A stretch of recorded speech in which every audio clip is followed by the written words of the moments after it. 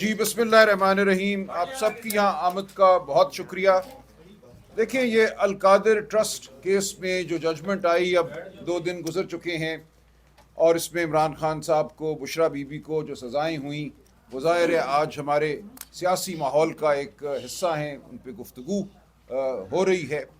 और बहुत बड़ी यलगार जो है वो हुकूमत की जानिब से हुई है इस फैसले को बुनियाद बनाकर।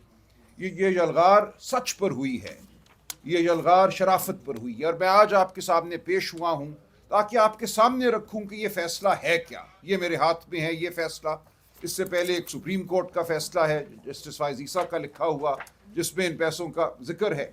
तो इनका अहाता हम कर लेते हैं ताकि बात जो है वो चमगोई तक ना रहे, जो हकीकत है वो हमारे सामने आ जाए। आज एक और अच्छी चीज़ हुई है, अहमद नूरानी साहब का वीलॉग जो है उसमें उन्होंने बरतानिया के हाई कोर्ट की एक जजमेंट का हवाला दिया है। वो जजमेंट भी मुयस्सर है, मैंने अपने एक्स अकाउंट पे आज वो लगा भी दी है। जो दोस्त पढ़ना चाहें उस जजमेंट को पढ़ें, ख़ास तौर से उसके पैराग्राफ 45 और 84 को। देखिए वाक़यात क्या हैं, हकीकत पहले भी वाज़ेह थी, मज़ीद आप देखेंगे हर रोज़ खुल कर सामने आएगी। मलिक रियाज ख़ानदान की कुछ रकम 9 अकाउंट बरतानिया में फ्रीज़ किए जाते हैं। नेशनल क्राइम एजेंसी उन अकाउंट्स को फ्रीज़ करती है इसलिए कि उन अकाउंट्स में उन्हें गैर मामूली कटौती, आना जाना नज़र आता है। पैसे आ रहे हैं, पैसे निकल रहे हैं, वो देखना चाहती हैं कि ये क्या हो रहा है इन अकाउंट्स में। एक उनमें से जो ट्रांजैक्शन है जो शक की नज़र से देखी गई वहाँ बरतानिया में, वो 50 मिलियन पाउंड की ख़रीद थी जो अली मलिक साहब ने की हसन नवाज साहब से 1 हाइट पार्क कॉर्नर।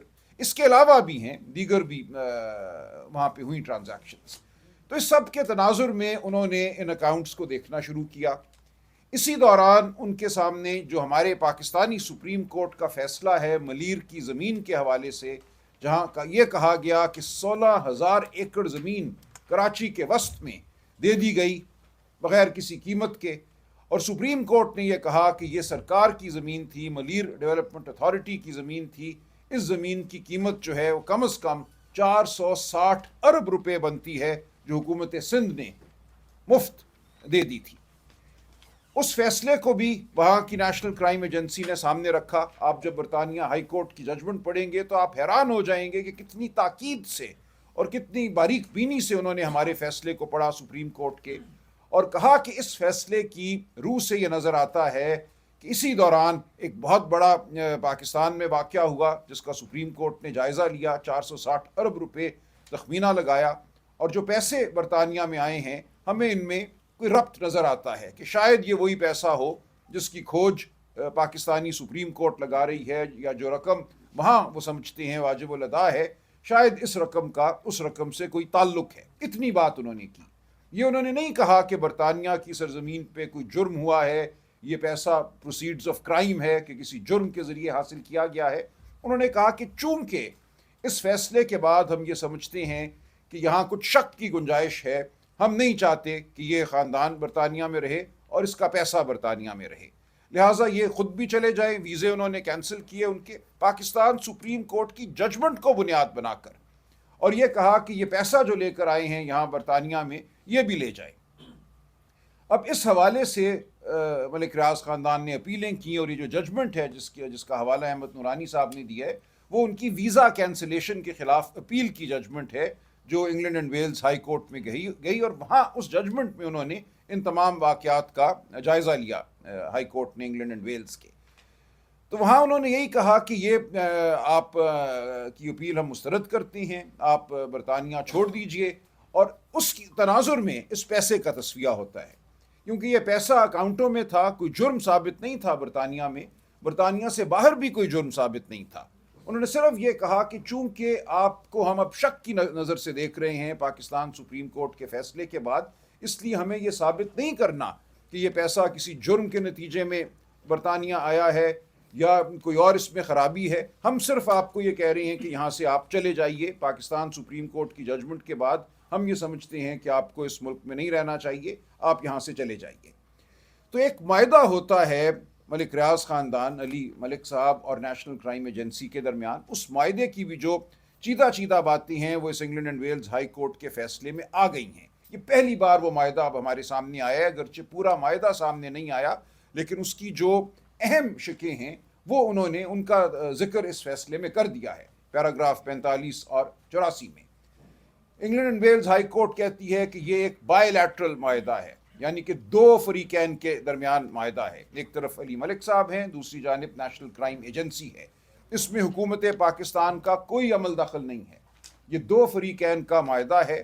اس معاہدے میں یہ لکھا ہوا ہے کہ جو رقوم وہاں فریز کی گئی ہیں، جو اکاؤنٹ وہاں فریز کیے گئے ہیں، ان کو ڈی فریز کیا جائے گا، اور وہ رقم جو ان اکاؤنٹس میں موجود ہے اس کو پاکستان میں سپریم کورٹ کے اکاؤنٹ میں منتقل کیا جائے گا، جو اکاؤنٹ کھولا گیا ہے بحریہ ٹاؤن کی طرف سے واجب الادا 460 بلین روپے کی ادائیگی کے لیے، اور یہ ادائیگی ہونی ہے ملیر ڈیولپمنٹ اتھارٹی کو۔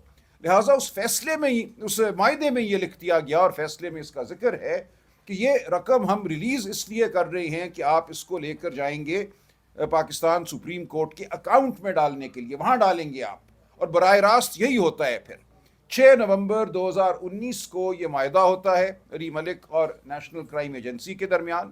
اسی دن 6 نومبر کو نیشنل کرائم ایجنسی ایک پریس ریلیز جاری کرتی ہے، اور اس پریس ریلیز کا بہت چرچا اس ججمنٹ میں بھی ہوا جو رانا ناصر جاوید صاحب نے دی، اور پہلے بھی ہوتا رہا ہے۔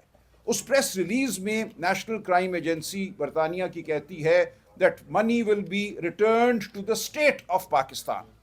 اب یہ جو الفاظ ہیں اسٹیٹ آف پاکستان، ان کو لے کر ایک مفروضہ گھڑا گیا کہ یہ پیسہ تو خزانے میں آنا تھا، یہ اس اکاؤنٹ میں کیسے چلا گیا؟ شاید اس وقت کی حکومت نے، عمران خان صاحب نے کچھ ایسا کیا کہ اس کے نتیجے میں یہ پیسہ خزانے میں آنے کی بجائے سپریم کورٹ کے اکاؤنٹ میں چلا گیا، جہاں بحریہ ٹاؤن نے ادائیگی کرنی تھی ملیر کی زمین کی۔ یہ بالکل غلط مفروضہ تھا، اور آج یہ بالکل عیاں ہو گیا ہے کہ یہ جھوٹ پر مبنی مفروضہ تھا۔ معاہدہ ہی یہ تھا کہ یہ پیسہ براہ راست برطانیہ سے سپریم کورٹ کے اس اکاؤنٹ میں آئے گا جو کھولا گیا ہے ملیر کے پیسوں کی ادائیگی کے لیے، اور یہی ہوتا ہے۔ 6 نومبر 2019 اہم ڈیٹ ہے، اسی دن وہ پریس ریلیز ہے، اسی دن یہ معاہدہ ہے۔ کابینہ کے سامنے 3 دسمبر 2019 کو معاملہ آتا ہے۔ کابینہ کے سامنے جو معاملہ آتا ہے وہ صرف اتنا ہے کہ جو یہ معاہدہ علی ملک اور نیشنل کرائم ایجنسی کا ہوا ہے، نیشنل کرائم ایجنسی کی یہ استدعا ہے کہ اس کو خفیہ رکھا جائے۔ ان کا ٹھیک ہے، ہم خفیہ رکھ لیتے ہیں، ہمارا کوئی اس سے لینا دینا نہیں۔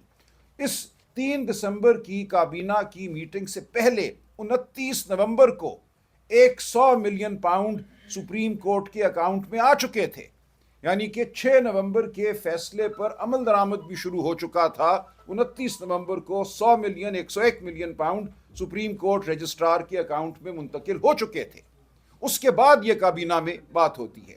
لہٰذا یہ بالکل غلط ہے کہ کابینہ سے کوئی فیصلہ لے کر وہ پیسہ جو ریاست کے خزانے میں آنا تھا اس پیسے کو منتقل کیا گیا سپریم کورٹ کے اکاؤنٹ میں، یہ غلط بات ہے۔ اور یہاں تک England and Wales High Court نے لکھا ہے اپنے فیصلے میں کہ جو پیسہ